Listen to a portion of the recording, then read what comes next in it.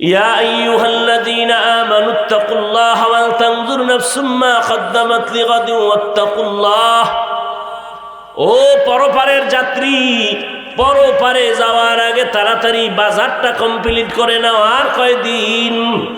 পরকালের সম্বল সঞ্চয় করো, নামাজ পড়ো, রোজা রাখো।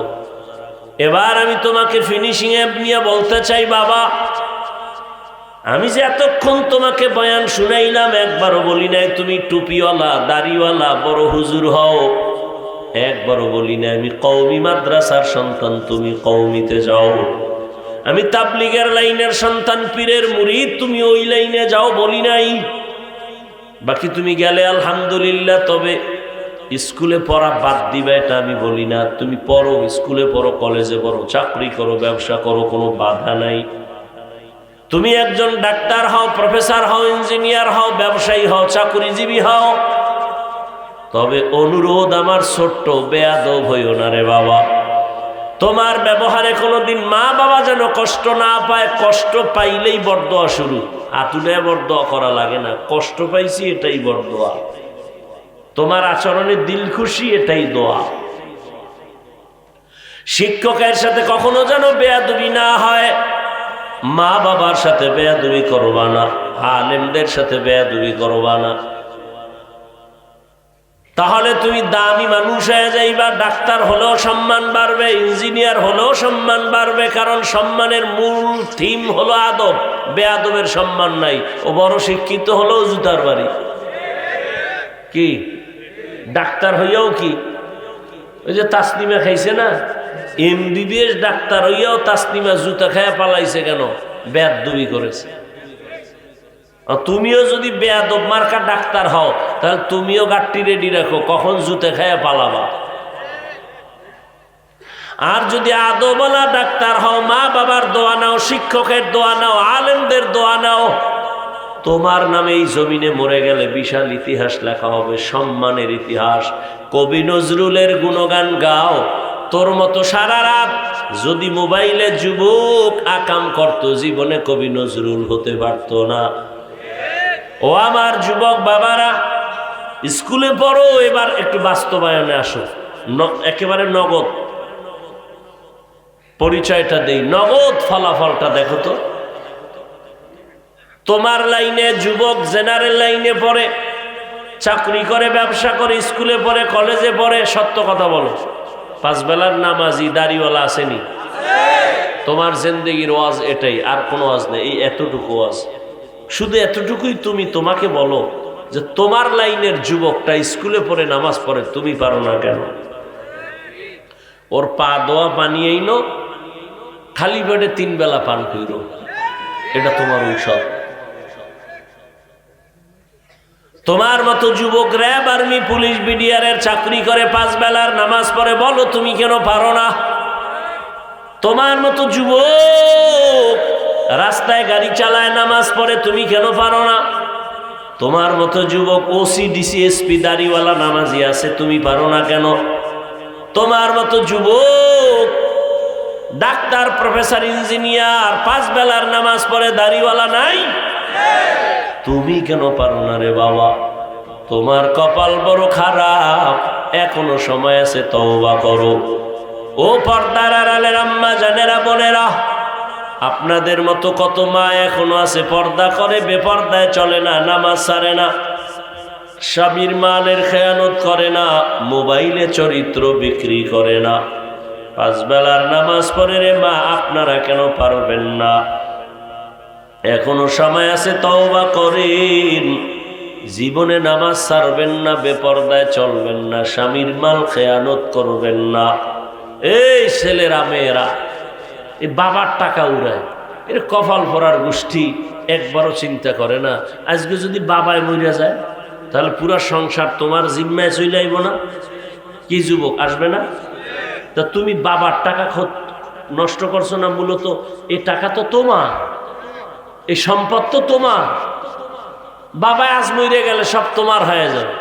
তা তুমি তোমার সম্পদ নিজে কেন নষ্ট করো, কেন ক্ষতি করো?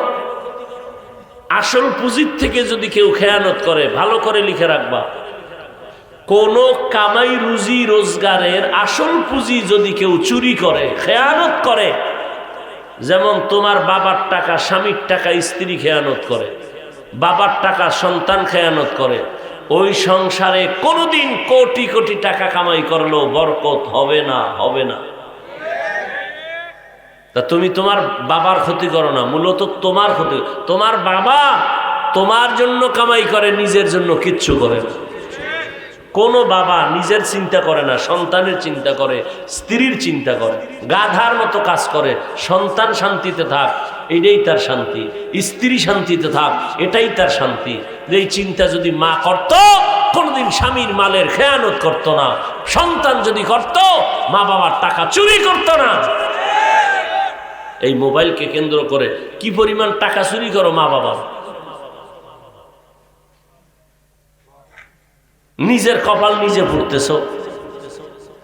এখনো সময় আছে, তওবা করো, আল্লাহকে মনে মনে বলো, শুনাইয়া বলা লাগবে না, মনে মনে বলো, হে আল্লাহ, জীবনে কত শয়তানের ধোকায় পড়ে দাড়ি কাটলাম, নামাজ ছাড়লাম, বেপরদায় চললাম, আজকে থেকে রেডি হয়ে গেলাম, আর নামাজ ছাড়বো না, বেপরদায় চলবো না, মা বাবার সাথে বেয়াদবি করবো না, শিক্ষকের বরদোয়া নিব না, উলামায়ে কেরামের পরামর্শ নিয়ে নবীর তরিকায় চলবো। তওবা করার মতো যদি নিয়ত হয়, মুনাফিকি যদি না থাকে, তওবার খাঁটি নিয়ত যাদের আছে, দুটো হাত আমার আল্লাহকে দেখায়া দাও। আয় আল্লাহ, হাতগুলো কবুল করে নেন, তওবা কবুল করে নেন। আয় আল্লাহ, আমরা তওবার নিয়তে যারা হাত তুলছেন, আর নামাজ ছাড়বে না, বেপরদায় চলবে না, দাড়ি কাটবে না, মা বোনেরা বেপরদায় চলবে না, মোবাইলে চরিত্র নষ্ট করবে না, স্বামীর মাল খেয়ানত করবে না, আমাদের তওবা কবুল করে নেন। তওবার উপরে মজবুত হইয়া চলার তৌফিক দান করেন, আমিন। আলহামদুলিল্লাহি রাব্বিল আলামিন, والصلاة والسلام على سيد الأنبياء والمرسلين وعلى آله وأصحابه أجمعين يا أرحم الراحمين يا أرحم الراحمين يا أرحم الراحمين رب ارحمهما كما ربياني صغيرا اللهم إنك عفو كريم تحب العفو فاعف عنا اللهم إنا نسألك رضاك والجنة ونعوذ بك من سخطك والنار ও দয়ার মালিক, গুনার বোঝা নিয়ে আপনার দরওয়াজায় হাত তুলেছি। ওলামায়ে কেরাম, মুরব্বী, হাজী সাহেব, চাকরিজীবী, ব্যবসায়ী, যুবক, ছাত্র, মা বোনেরা, মেহেরবানি করে সবাইকে কবুল করে নেন, জীবনের গুনাহ মাফ করে দেন। আয় আল্লাহ, মাহফিল কবুল করে নেন, মাদ্রাসা কবুল করে নেন। আয় আল্লাহ, সমস্ত মুসিবত থেকে হেফাজত করেন। আয় আল্লাহ, এলাকায় শান্তি দান করেন, পরস্পরে মোহাব্বত বাড়ায় দেন। আয় আল্লাহ, দিলের নেক আশাগুলো পূরণ করে দেন, নবীজির সুন্নাতওয়ালা জিন্দেগি দান করেন। বাইতুল্লাহ নবীর রওজা জিয়ারতের জন্য কবুল করে নেন। আয় আল্লাহ, সবার রুজি রোজগার, ব্যবসা চাকরিতে বরকত বাড়ায় দেন। আয় আল্লাহ, মা বোনদের আবেদা পর্দাওয়ালা বানায় দেন, সন্তানগুলো নেককার বানায় দেন। আমার কলিজার যুবকদের দিনের খাদেম বানায় দেন।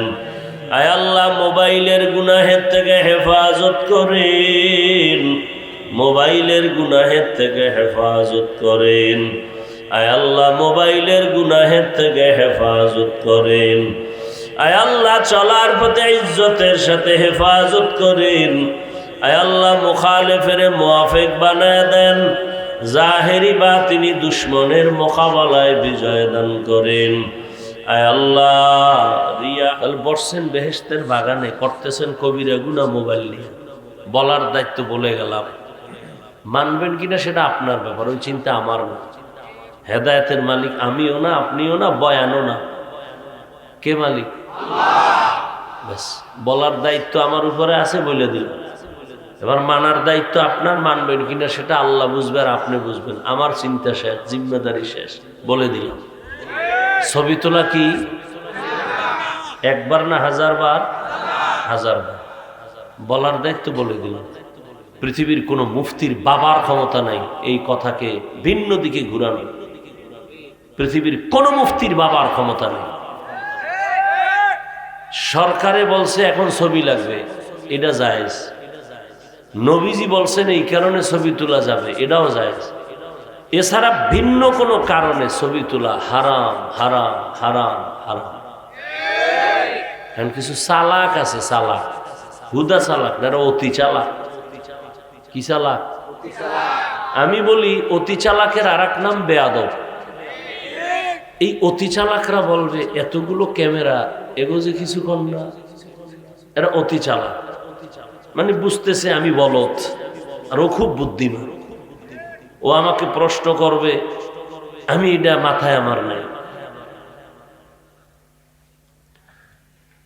সামনেও আসবে না কপাল ভরার বলে। ওর কপালে অভিশপ্ত। কারণ আলেম ওলামার বিরোধিতা করা মানে আল্লাহ পাকের লানতকে দ্রুত টেনে আনা নিজের উপর। যারা আলেম ওলামার বিরোধিতা করে, চাই সে ইশারায় করুক, ফেসবুকে করুক, বলার দ্বারা করুক, এরা সব সন্তানগুলো মা বাবার অভিশপ্ত সন্তান। একটা সন্তানও মা বাবা ভালো সন্তান না, আদরের সন্তান। মা বাবার অভিশাপ যেই সন্তানটির উপরে লাগে, ওটাই শুধু আলেমের বিরোধিতা করে। আল্লাহ হেদায়েত দান করুন। তোমাকে আমি পাশে থাকলে, কাছে আসলে আমি এগুলো বুঝাবো। বাকি 5 সেকেন্ডে সামান্য একটা জবাব হলো, ক্যামেরায় বয়ান রেকর্ডের দ্বারা কিছু হলেও উম্মতের ফায়দা হয়, তোমার ছবির দ্বারা কি হোক বলো। বিস্তারিত তোমাকে জবাব দেওয়ার সবকিছু আমার সিনার মধ্যে আছে। আমি এতগুলো কথা এখানে বলতে চাই না, শুধু এতটুকু বলবো, ক্যামেরায় রেকর্ড করার দ্বারা প্রবাসের আমার ভাইরা বয়ান শুনে কিছু লাভ হয় আমার জানা মতো। আমি এটারে জায়েজও বলি না আর হারামও বলি না। কিন্তু তোমার ছবি তোলার দ্বারা লাভ কি বলো? বাস এতটুকু জেহেনে রাখো, আর বেশি বুঝো না। বেশি বুঝতে বুঝতে বাড়িঘর সাইরা জঙ্গলে ঘুমায়, টের পাও না। বেশি বুঝো না। এ দুনিয়াতে সব থেকে ভালো বুঝনেওয়ালা মেধা শুধু কোরআনওয়ালা ছাড়ার কারণে সবগুলো নষ্ট। সারাদিন বিড়ি টানবি আর মদ খাবি, তোর কিসের জ্ঞান আছে? কিসের তুই বুদ্ধিজীবী?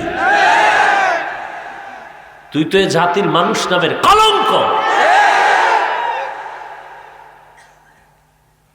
বিড়ি টানে, ডান হাতে বিড়ি, বাম হাতে চা।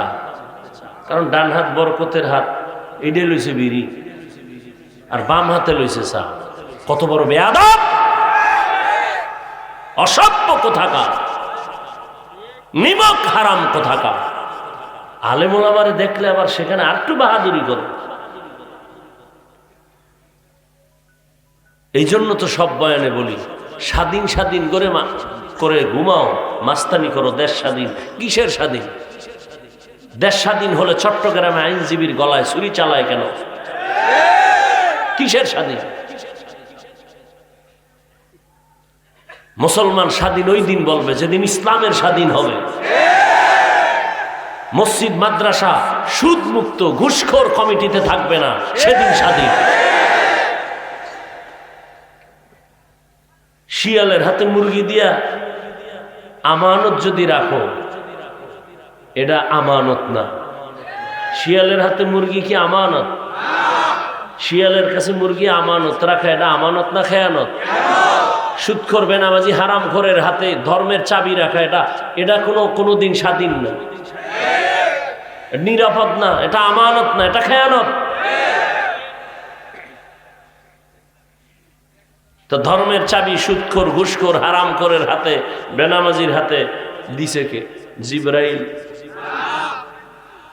কে দিছে? আমরা কইতে লজ্জা লাগে না? আকামটা কইরা ভোটের আগের রাতে টাকা খাইছো, তখন খুব ভালো লাগছিল।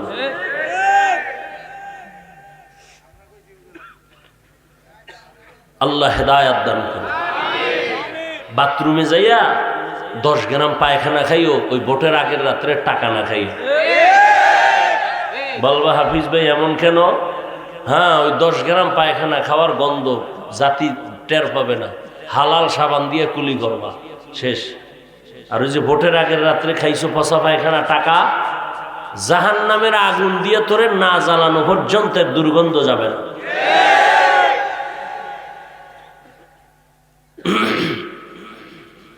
ইয়া আইয়ুহাল্লাযীনা আমানুত্তাকুল্লাহা ওয়াল তানজুর নাফসুম মা কদ্দামাত লিগাদিন ওয়াত্তাকুল্লাহ ইন্নাল্লাহা খাবীরুম বিমা তা'মালুন। আজকে বয়ানটা নিতে চাইনি, অনেক কষ্ট লাগতেছে। আমি কালকে সারা রাত সজাগ, মাদ্রাসার মাহফিল, তার আগের রাত্র সজাগ, পাগল হয়ে যাইতেছে। মানুষের জীবনের সুস্থতার জন্য ঘুম আল্লাহর দেওয়া একটা মহা ঔষধ, তাও দিনে না, রাতের ঘুম। তা আমরা তো রাতের ঘুম কপাল থেকে হারায় ফেলছি। আমরা হারাইছি দিনের কাম কইরা, আর তোমরা হারাইছো মোবাইলে আকাম কইরা। মানে হারানের লাইনই সবাই। আমরা সারা রাত ওয়াজ কইরা গাড়িতে দৌড়াই, আর তোমরা আল্লাহর কাছে মোনাজাত দিয়ে খান্দে খেতে যাই, আর তোমরা হুইয়া হুইয়া মোবাইল হাতে লয়ে মোনাজাত দাও না। আমরা মোনাজাত দেই বইয়া, তোমরা দাও হুইয়া। সব মোনাজাতে যায় সারা রাত। কি খুশি না, খুব খুশি। মোবাইলে সারাটা রাত কবিরা গুনাহ করো, খুব খুশি লাগতেছে। রাতের মধ্যে আল্লাহ আসমান থেকে ঠাডা ফালায়া তোর চেহারা পাল্টায় দিত, শুধু মুহাম্মদের উম্মত হওয়ার কারণে দেয় না। কারণ মুহাম্মদ তো আল্লাহর পেয়ারা রসুল, সব নবী তো আল্লাহর বন্ধু, সব নবী। মুহাম্মদ একটু আলাদা। মুসা নবী আল্লাহর বন্ধু, ইব্রাহিম আল্লাহর বন্ধু, ইসমাইল আল্লাহর বন্ধু, ইয়াহইয়া, নূহ, সালেহ আলাইহিস সালাম, সব নবী আল্লাহর বন্ধু। মুহাম্মদ আল্লাহর বন্ধু। তবে ব্যবধান হলো, সব নবী রাসূল আমার আল্লাহ তাআলার আশিক। আল্লাহ বলেন আমি নিজে মুহাম্মদের আশিক। সব নবী রাসূল কার আশিক? আর আল্লাহ কার আশিক? আল্লাহ বলেন আমি মুহাম্মদের আশিক। কেমন আশিক? বলে মুহাম্মদের তরিকা মানলে আমি তাকে জান্নাত দিয়ে দেব। মুহাম্মদের উম্মতের আমি যেই ফ্যাসিলিটি দিয়েছি, পৃথিবীর কোন নবীর উম্মতের আমি তা দেই নাই। অন্য নবীর উম্মতেরা সীমা লঙ্ঘন করলে আমি চেহারা পাল্টায় দিয়েছি, আর আমার নবীর উম্মত যদি উল্টা পাল্টা করে, অন্তত আমি দুনিয়ায় চেহারা পাল্টায় লজ্জা দিব না। কিন্তু করায় গন্ডায় কিয়ামতে হিসাব নিয়ে কঠিন বিচার করব। কঠিন বিচার হবে, করায় গন্ডায় হিসাব হবে, কত ধানে কত চাল। আল্লাহ বলেন আমি তওবার দরজা খুলে রাখছি, তাড়াতাড়ি আয়। আমি আল্লাহ জাহান্নাম বানাইছি, কিন্তু কাউকে জাহান্নামে দিতে চাই না। কলিজার টুকরা সন্তান, মা বাবা এত মহাব্বত করে, কিন্তু সতর্কবাণী দিয়ে একটা ব্যাত রেডি রাখছে। এই যে লাঠি দেখছো, এই লাঠি তোরে মারবো যদি উল্টা পাল্টা করো। মারার নিয়ত নাই, তবে সন্তানকে সতর্কতার জন্য ব্যাত দেখায়। আল্লাহ বলেন আমি জাহান্নাম বানাইছি, আমি চাই না আমার মহাব্বতের কোনো বান্দা বান্দি জাহান্নামে যাবে। তবে সতর্ক হইয়া চলবা, কোনো গুনাহ যেন না হয়। যদি হইয়াই যায়, আমি আল্লাহ গুনাহ থেকে তোরে পাক করার জন্য বারবার তওবার দরজা দিয়ে ডাকি, ফিরে আয়। ফজরের নামাজে ডাক দিছি, আয়, আসসালাতু খায়রুম মিনান নাওম। বান্দা তোরে ফজরের নামাজে মসজিদে পাই নাই, জোহরের নামাজে ডাক দিলাম, আয়, ফজরেরটা মাফ কইরা দিব, যদি একটু আইসা আমার ডাক দাও। তোর কপাল এত খারাপ, জোহরের নামাজেও তোরে পাই নাই। আসরের নামাজে ডাক দিলাম, আবার আয় হাইয়া আলাস সালাহ। এই সময় তোরে পাই নাই, আমি আল্লাহ রাগ করি নাই। আশায় আশায় আবার আমি মাগরিবে ডাক দিছি, আয়। আমি আল্লাহ তোরে ডাকলাম, পাই নাই, আমি আল্লাহ বেজার হই না, আবার আশায় থাইকা তোরে এশার সময় ডাক দিলাম, আয়। এশার নামাজেও যখন আও নাই, আমি আল্লাহ এখনো তোর আশা ছাড়ি নাই। এতক্ষণ তোরে ডাকছি, আয় মসজিদে হাজির হ। দূরের থেকে ডাক দিছি, যখন তোরে পাঁচ বেলায় পাই নাই, এখন আমি আল্লাহ তোর কাছে হাজির হয়ে ডাকতেছি। এখন আমি আল্লাহ তোরে ডাকতে আইসা পড়ছি, প্রথম আসমানে আমি হাজির হয়ে গেছি। একদিন আর দুদিন না, প্রত্যেক দিন রাতের শেষ ভাগে আল্লাহ ডাকেন, আলা মিন মুস্তাগফিরিন ফাগফির আলাহ। শয়তানের ধোকায় পড়ে কে গুনাহ করেছো, কে নামাজ ছেড়েছো, কে বেপরদায় চলছো, দাড়ি কাটছো, হারাম খাইছো, আমি আল্লাহ প্রথম আসমানে হাজির। এমন এক টাইমে আসছি যখন সব নীরব, গাছের পাখিরাও ঘুমায়, নদীর মাছ ঘুমায়, জঙ্গলের প্রাণী ঘুমায়, ঘরের মানুষ ঘুমায়। এই ফাঁকে একটা ডাক দিয়ে লাইন ক্লিয়ার আছে, যদি একটু অজু বানাইয়া সেজদায় গিয়া আল্লাহ বলে ডাক দাও। তুই গুনাহ করতে করতে করতে করতে 1 বছর 2 বছর 3 বছর 50 বছরে বিশাল পাহাড় বানাইছো গুনার। আর আমার কাছে যদি একবার চোখের পানি ছেড়ে বলো, হে মালিক আর গুনাহ করব না, মাফ করো, তোর 50 বছরের গুনাহ আমি 1 সেকেন্ডে মাফ করে দিব। আতিনা ফি দারে দুনিয়া না হাসান, আতিনা ফি দারে উকবা না হাসান, ইয়া গিয়াসাল মুস্তাগীসিন ইহদিনা লিফতিখারা বিল উলুমে ওয়াল গিনা। হর গরি দেনে কো তু তৈয়ার হ্যায়, जो न मांगे उससे तू बेजार है। সকালবেলা তুমি 10টার দিকে বাজারে গেছো, দুপুর বেলা বাসায় বাজার করার জন্য, দুপুর বেলা কি খাইবা তা আনার জন্য বাজারে গেছো। বাজারে গিয়ে গুঁড়া মাছ কিনছো, আলু কিনলা, টমেটো কিনলা, মাছ কিনলা, রুই মাছ। দুপুর বেলা ঘরে আইসা তোমার সকালবেলার বাজার দিছো, ঘরওয়ালারা সুন্দরভাবে রান্না করে পরিপাটি করে পরিবেশন করলো। খানার টেবিলে বসে যদি বলো কি মাছ দিছো, গুড়া মাছ, আর কি বলে রুই মাছ, বলে ইলিশ মাছ দাও।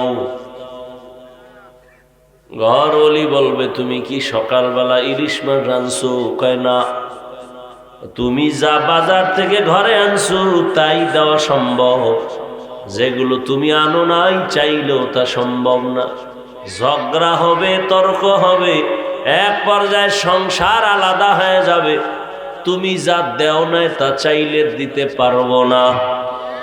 দুনিয়ার জমিনের বাজারে তুমি আখিরাতের জন্য যে মাল কিনবা, দুনিয়ার বাজারে তুমি আখিরাতের জন্য যেই সম্বল সঞ্চয় করবা, এগুলি তুমি কবরে গেলে পাইবা, হাসরে পাইবা, ফুলসিরাতে পাইবা। দুনিয়ায় তুমি নামাজ পড়ো নাই, কবরে গেলে নামাজের সওয়াব তোমার পাশে দাঁড়াবে না। আর যদি নামাজ পড়িয়া রোজা রাখিয়া কবরে যাও, নবী বলেন, ক্বালান নবী সাল্লাল্লাহু আলাইহি ওয়া আলিহি ওয়া সাল্লাম, ইযা উযিআল মাইয়িতু ফি কবরিহি জাআল কুরআনু ইনদা রাসিহি ওয়াস সালাতু আন ইয়ামিনিহি ওয়াস সিয়ামু আন শিমালিহি ওয়া সাইরুল হাসানাতি ইনদা রিজলাইহি। মাইয়িতকে যখন কবরে রাখা হবে, 4 জিনিস 4 দিক থেকে যাবে সহযোগিতার জন্য। ফেরেশতা প্রশ্ন করার আগে বলবে, আসবা না, ডিস্টার্ব করবা না। কে বলে, আমি মাথার কিনারায়, বলবে আমি কোরআন। ফেরেশতা ডান দিক দিয়ে ঢুকবে, বলবে সাবধান, আসবা না। কে তুমি? বলে আমি হলাম এই বান্দার প্রিয় বন্ধু নামাজ। বাম কিনারার থেকে আওয়াজ আসবে আমি রোজার আমল, পায়ের কিনারায় আসবে আমি যাবতীয় সুন্নতের আমল, মেসওয়াকের আমল, দস্তারখানের আমল। আর আপনি যদি নামাজ না পড়েন কি যাব? চরমনায়ের জমিনে ঘুমান্ত সৈয়দ ইসহাক রহমাতুল্লাহ আলাইহি বলতেন, এ দুনিয়ার পাগলেরা, যতই তুমি যুক্তি দিয়ে বলো কবরে কোনো আযাব হবে না, এরকম বলনেওয়ালা বাংলাদেশে ও তো ইসহাক সাহেব কয়ে গেছে, জীবনে হারে দেখি নেই, বহু আগে। আর এখন বাস্তবতা শুরু হয়েছে। ইউটিউব খুললে বহু আলেমরা এগুলো নিয়ে বক্তব্য দিতেছে, কবরে কোনো আযাব হবে না।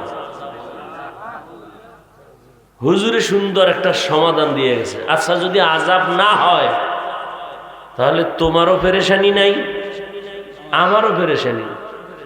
যাইয়া যদি দেখো নামাজ না পড়ার কারণে ফিডা, যদি আযাব হইয়াই পড়ে তখন উপায় কি? কি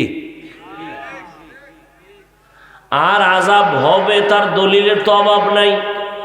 শুধু কি তাই, কবরে যে আযাব হবে আল্লাহ তার নমুনা দুনিয়ায় দেখায় দিছেন।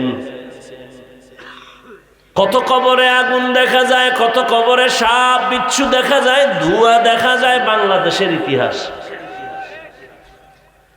আবার কত কবরে 30 বছর পরে কাফনটা সাদা, লাশও তাজা, একটা কালো দাগ নাই, কাদার দাগ নাই। 30 বছর পর এই দেশে যত কবরে আযাব দেখা গেল সব বেনামাজির লাশ, আর যত কবরের কাফন সহ তাজা পাওয়া গেল সব হলো নামাজি বান্দার লাশ। মাখন সুসতি নামাজে পাঞ্জে গানা, ফাওয়াইলুল লিল মুসাল্লিনাল্লাযিনা। অনেক কষ্ট হইতেছে আমার কথা বলতে, পুরা মাথা ঘাড় ব্যথায় অস্থির, জোর করে বলতেছি। মনে হয় শুইয়া বললে ঘুমাইছে যাবে, পাগল হয়ে যেতেছে। মানুষও পাগল বানায় ফেলে, কি করা। কমিটিরা যে দাওয়াত নেয় তখন মনে হয় পৃথিবীতে ওর থেকে আমি বড় পীর আর ওর জন্য নেই। যা কই হ্যাঁ হুজুর ঠিক ঠিক, হুজুর ওয়াজ লাগবে না তো কেন যাবো, একটা শুধু দোয়া করে এবে। কি পরিমাণ আমারে পিসাব মাইনা এরপরে ডেট গুলো নেয়। আল্লাহ,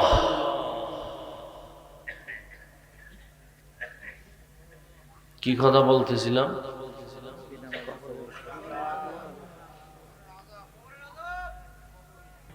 চার জিনিস যাবে কবরে, সেটা দুনিয়ার থেকে অর্জন করা লাগবে, না হয় কবরে যাবে না। তো কবরে আযাব হবে দলিল অভাব নাই। রহমতের নবী রাস্তা দিয়া চলতেছেন, সাহাবায়ে কেরাম সাথে চলতেছেন। হঠাৎ করে বললেন, হে সাহাবায়ে কেরাম দাঁড়াও, কবরের মধ্যে আযাব হইতেছে, দোয়া করি। কে কয়? রহমতের নবী বলেন দাঁড়াও,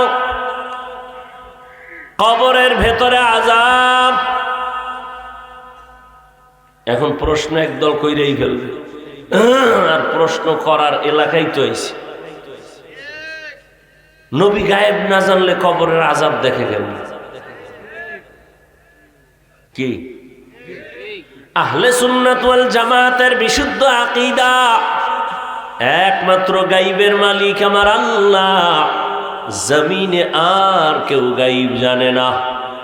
আচ্ছা আমাকে সহজ, আমি পেঁচ গোছের কথা কম কই, কারণ আমার শ্রোতারাও সাধারণ মানুষ, বয়ানও সহজে দিতে চাই যাতে সহজে বুঝে। পেঁচের বয়ান করি না, আর আমার এই পেঁচ দেওয়ার নিয়ে এলেমও আমার নাই। আচ্ছা আমাকে সহজে একটু আল্লাহ বিবেক দিছে, বলেন তো আল্লাহ কয়জন? আল্লাহ যে এক, কোন দিক থেকে এক? বুঝা করেন কিন্তু আল্লাহর এক মানে কি তার সমান আরো একজন আছে? তার ক্ষমতার মতো কারো ক্ষমতা আছে? তার স্পেশাল গুণের মতো কারো গুণ আছে? সবাই একমত? কেউ যদি মনে করে আল্লাহর স্পেশাল গুণটা আরো একজনের মধ্যে আছে, তাহলে কি আল্লাহ ওই গুণের ক্ষেত্রে এক থাকে না দুই হয়ে গেল? শরীক হইল না, শিরিক হইল না? এই কথাটা মাথায় রাখবেন। তাহলে আল্লাহ তো গায়েবের মালিক, কথা বলেন না কেন? নাকি বলবেন যে আল্লাহ গায়েব জানেন? জানেন। এই গুণটা আল্লাহর স্পেশাল। এখন যদি বলেন এই গায়েব জানা যে আল্লাহর একটা গুণ, এই গুণটা আমার নবীর মধ্যেও আছে অথবা পীরের মধ্যেও আছে, যদি মনে করেন, তাহলে আল্লাহর এই গুণটা কি আল্লাহর জন্য একক থাকলো? বাগ হইছে না? তাহলে আল্লাহ তো ওই ক্ষমতাওয়ালা যার মধ্যে কারো অংশীদার নাই। কথা বুঝাইতে পারছি? আল্লাহর ক্ষমতা আর একজনকে দেওয়া, আল্লাহর গুণ কারো মধ্যে আছে তুলনা দেওয়া, মনে করার নাম শিরিক। যারা মনে করে তাদের নাম মুশরিক। আল্লাহর এটা স্পেশাল গুণ। রিজিক দেনেওয়ালাকে, এটা আল্লাহর স্পেশাল গুণ। এখন এই গুণটা আরো কারো মধ্যে আছে যদি মনে করে যে আমার সরকারও রিজিক দেয়, গ্রামীণ ব্যাংকও রিজিক দেয়, আর ছেলেরাও চাকরি করে আমারে রিজিক দেয়, তাহলে আল্লাহর যে একক ক্ষমতা রিজিক দেওয়া, এটার থাকলো? ভাগ হইল না? তাহলে আল্লাহ যে এক, এ কথাটা আর থাকে না। আর আল্লাহ এক যদি বলতে চান, তাহলে রিজিক দেনেওয়ালাও ক্ষেত্রেও আল্লাহ কি এখানে কারো অংশীদারিত্ব? কেউ যদি মনে করে আছে, মনে করার নাম শিরিক। যে মনে করবে তার নাম মুশরিক। তুমি হেন উঠছো কেন? বয়ান শুনতে? হ্যাঁ, বয়ান শুনো। তুমি এদিক সেদিক তাকাও কেন?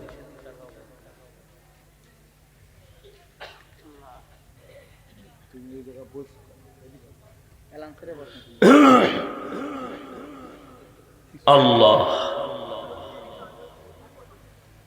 তো আল্লাহ পাক এই জন্য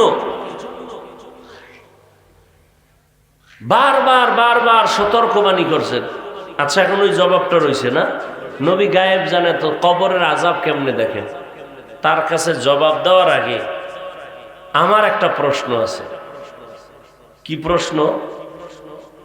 নবীজিকে দাওয়াত দিছে এক ইহুদি মহিলা, যুদ্ধ চলাকালীন সময় নবীরে পার্শ্বেখানা দিছে রুটি, রুটির মধ্যে বিষ।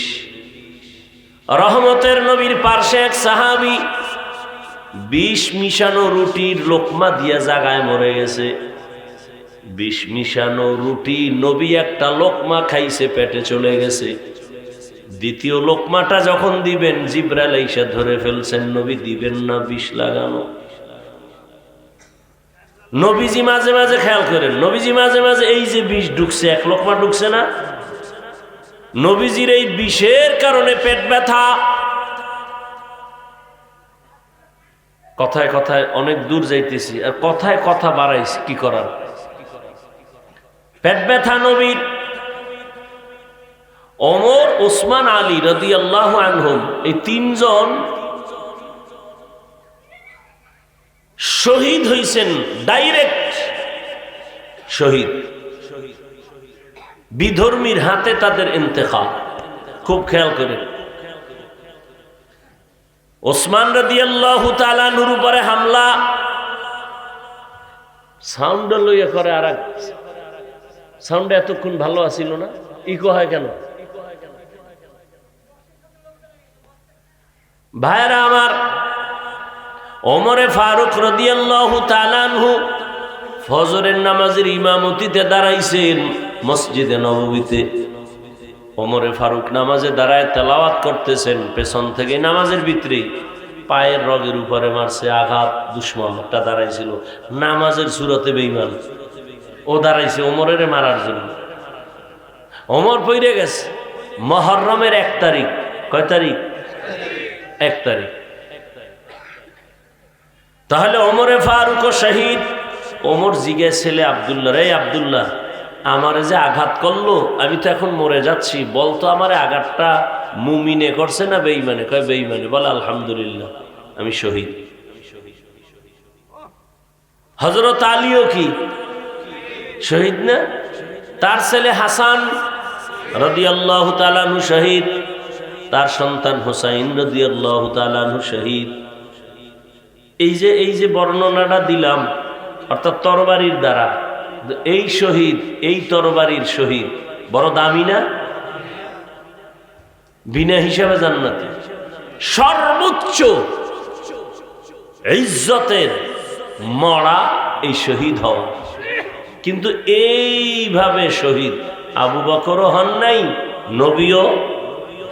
খুব খেয়াল করেন, কিন্তু পেঁচ লাগাইন না, বুঝেন ভালো করে। আমি বাসার থেকে কি রেডি করে আইছি এই বয়ান? জীবনও নাই, 2-4 মাসে এই বয়ান কোথাও করি না। এখানে বের হচ্ছে কেন আল্লাহু আলাম। হয়তোবা এখানে কোনো রোগী থাকতে পারে, তার ঔষধ দিচ্ছি। খুব খেয়াল করে। এখন এই মর্যাদার শহীদ, এইভাবে মরণটা শহীদের আবু বকরেরও হয় নাই, নবীজিরও। তাহলে মর্যাদা, শহীদের মর্যাদা ওমর পাইল, সর্বোচ্চ শহীদের মর্যাদা উসমান পাইল, এই মর্যাদা আলী পাইল, আবু বকর পাইল না কেন? অথচ আবু বকর তো তাদের থেকে দামি না, নবীর তো তুলনাই নেই। তাহলে এই মর্যাদা তাদেরকে আল্লাহ দিলেন না কেন? একটা কঠিন প্রশ্ন না?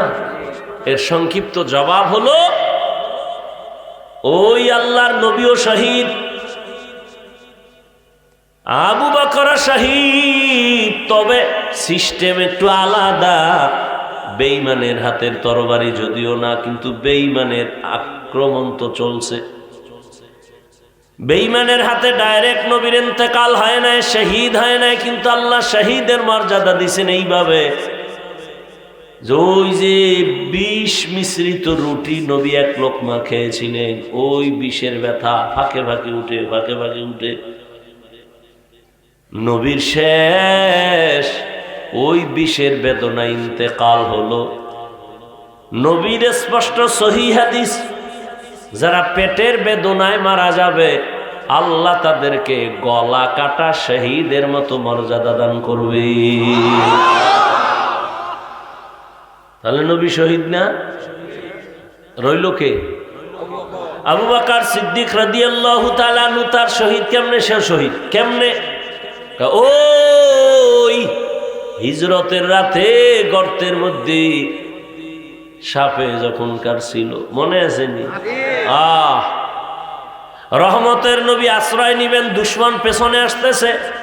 আবু বকর কয়, নবী দেখি গর্তের মধ্যে আমি আগে যাই, পরিষ্কার করি, এরপরে আমি আপনাকে ইশারা দিলে ঢুকবেন। নবী দাঁড়ানো, আবু বকর ঢুকলেন। আবু বকর ঢুইকা দেখে অনেক ছিদ্র দেখা যায়, না জানি কোনো কষ্ট হয়, শত্রু আসে না কোনো সাপ বিচ্ছু আসে। চাদর চিরা চিরা সব ছিদ্রগুলো আটকাইয়া, একটা ছিদ্র আটকাইতে চাদর নাই। আবু বকর পায়ের গোড়ালি দিয়া চাপ দিয়ে ধরলেন, ওই গর্তে ছিল একটা সাপ। টের পেয়েছে আমার নবীর এক নজর দেখার জন্য অপেক্ষা। যখনই আটকাইয়া দিছে সাপ ভয় পেয়ে গেল, আর বুঝি নবীর সুন্দর চেহারা দেখা হবে না। আবু বকর ইশারা দিলেন, নবী আসেন। নবী আসলেন, ভেতরে আইসা আবু বকরের উরুর উপরে মাথা দিয়ে নবী বিশ্রামে গেলেন। চুপ করে শুয়ে থাকলেন, চোখ বন্ধ হয়ে গেল। নবী আরাম করতেছেন। ওই সাপ আবু বকরের আঘাত করে নাই, দিলের তামান্না রহমতের নবীরে দেখবো না জানি বের হয়ে যায়। এইবার দেখার জন্য পাওটা সরাইতে পারে না, যত আঘাত করে যায় না। আবু বকর পা সরায় না, দাঁত ঢুকায় দিছি আবু বকরের বিষের বেদনা, এরপরও সরায় না। আবু বকরের পুরো বিষে শরীর ধরে গেল, ব্যথা, কান্না, অজান্তে একটা চোখের পানির ফোঁটা রহমতের নবীর চেহারা মোবারকে পড়লো। নবী তাকায় দেখে আবু বকর কান্দে। নবী উঠা বসলেন, কি ব্যাপার? বলেন, ইয়া রাসূলুল্লাহ, জানি না, পা দিয়ে আটকাইছি, কে যেন আঘাত করলো। কয়, পাও সরায় দেন। যখন সরায় দিছে, সাপ নবীরে বুঝাইতেছে, আমি ইচ্ছা করে কোনো আঘাত করি নাই, আমারে দয়া করে মাফ করে দেন, আমি আপনার চেহারা দেখার জন্য অপেক্ষায় ছিলাম। নবীজির সাথে সাথে হাতের আঙ্গুল দিয়া লালা নিয়া যখন দিছি, সাথে সাথে পুরা বিষ পানি হয়ে গেছে। ঠিক, এটাই সবাই জানে, এটাই প্রসিদ্ধ ঘটনা। কিন্তু এই বিষের কিছু ক্রিয়া আবু বকরের মধ্যে রয়েই গেছে। মাঝে মাঝে এই বিষ ক্রিয়ায় ব্যথা ব্যথা ব্যথা, এমনকি জীবনের শেষ ইন্তেকাল এই বিষের ব্যথায় হয়েছে। আল্লাহ তাআলা এই বিষের বেদনায় তার শহীদের মর্যাদা দান করেছে। আবু বকর তো ওই আশেক যে আল্লাহ নিজে সাহাবায়ে কেরামদের মধ্যে শুধু আবু বকরকে আসমান থেকে ডাইরেক্ট সালাম পাঠিয়েছেন। আবু বকরকে আল্লাহ নিজে সালাম পাঠিয়েছেন, জিবরাইল, আমার আবু বকরকে আলাদা সালাম দাও। তো রহমতের নবী, ও বাবারা যারা বলবা নবী যদি গায়েব না জানে, কবরের আযাব কেমনে দেখে, জবাব দেওয়ার আগে তোমার কাছে প্রশ্ন, নবী যদি গায়েব জানে, রুটির বিষ কেন দেখে না? রুটির বিষ দেখছে নবী? দেখলে কেউ খায়? তো নবী যদি গায়েবই জানে, রুটির বিষ দেখে না কেন? তুমি বলবা গায়েব যদি নাই জানে, কবরের আযাব দেখে কেন? এবার ভিডাভিডি করো দুই দল, মাথা ফাটায় ফেলো, এ উসিলায় কিছু হাজার কোটি মানুষ মরে যায়। সমাধান তোমরা মরার পর। ভিডাভিডি হোক আগে, কারণ বাঙালির এই চরিত্র, আগে ভিডাভিডি, এরপর সমাধান যাও। বিচারক যেটি হেডির দাঁড়াইলে কয় কি, আর তুই আমার দাঁড়াইছো, আগে সাইজ করে আবি না, ধুম একলাসা দিবি, এরপরে আবি বিচার, এরপর টাকা যেদিকে বেশি এদিকে আমি দিয়ে দিব, এত টেনশন কেন, আগে ভিডাবি। সব ঝামেলার সমাধান একটা আয়াত, মা ইয়ান্তিকু আনিল হাওয়া ইন হুয়া ইল্লা ওয়াহয়ুন ইউহা। আমার নবী কিছু বলেন না, আমার নবী কিছু দেখেন না, আমার নবী কিছু শুনেন না, আমার নবী কিছু জানেন না। আমার আল্লাহ যা বলান নবী বলেন, আল্লাহ যা দেখান নবী দেখেন, আল্লাহ যা নবীকে শুনান নবী শুনেন। রুটির বিষ নবীরে আল্লাহ দেখান নাই, দেখেন নাই, কবরের আযাব আল্লাহ দেখাইছেন, আমার নবী দেখেছে। কাদের কুদরত দারি বার কামাল, আন্তা রব্বি আন্তা হাসবি জুল। এই একটা কথার জন্য কত বড় কপাল ভরা মানুষ। এই হুজুরে গায়েব মানে না, হুজুরের লাগে নাই।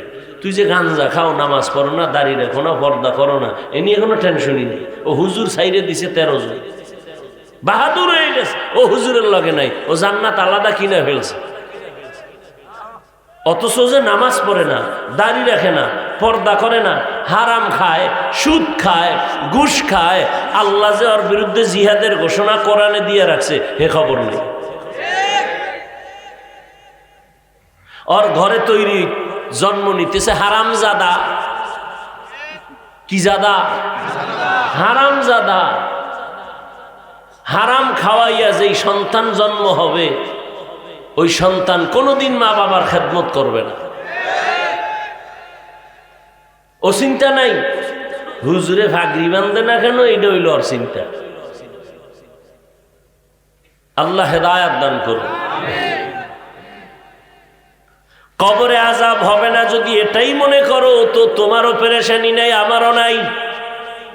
আর যদি আযাব হয়, বলো বাবা তোমার উপায় কি, আমার উপায় কি?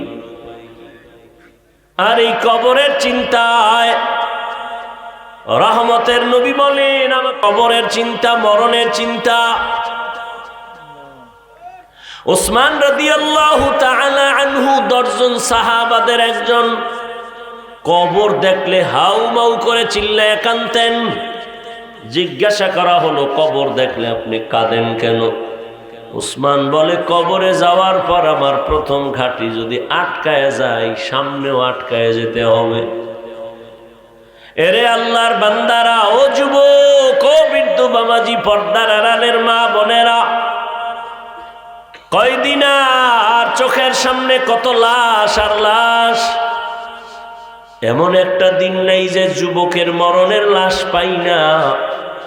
গাড়ির নিচে লাশ, পানির নিচে লাশ, ঘুমের বিছানায় লাশ। মহামারী করোনায় কত জীবন চলে গেল, ছাত্র জনতার আন্দোলনে কত জীবন চলে গেল।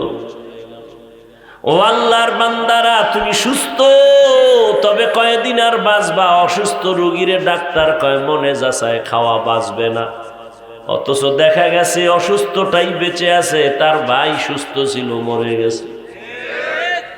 কি বহু অসুস্থটাই লাঠি লয়ে লয়ে এখনো হাঁটে, আর সুস্থ মানুষটা পুরা সুস্থ, হঠাৎ করে বুকে ব্যথা, জায়গায় শেষ। মোবাইলের গোলামেরা, এই যে বলছি হার্ট দুর্বল হয়, দেখ ভাই বুকে ব্যথা বেড়ে গেছে, চিন চিন করে ব্যথা, এই মোবাইল। কপাল ব্যথা, কপাল, এই মোবাইল। তোমাকে দুনিয়া আখেরাতের সব ধ্বংস করার জন্য একটা মোবাইল যথেষ্ট। অর্থাৎ ছুরি লইয়া কল্লা কাটা, এটার একটু ডাইরেক্ট হইতো, আর মোবাইলে তোমার জীবন কাটে, এটা হলো ইনডাইরেক্ট। তুমি টের পাও না। তুমি এটা আপন বানাইয়া বগলের তলে লয়ে ঘুমাও, কম্বলের তলে, লেপের তলে।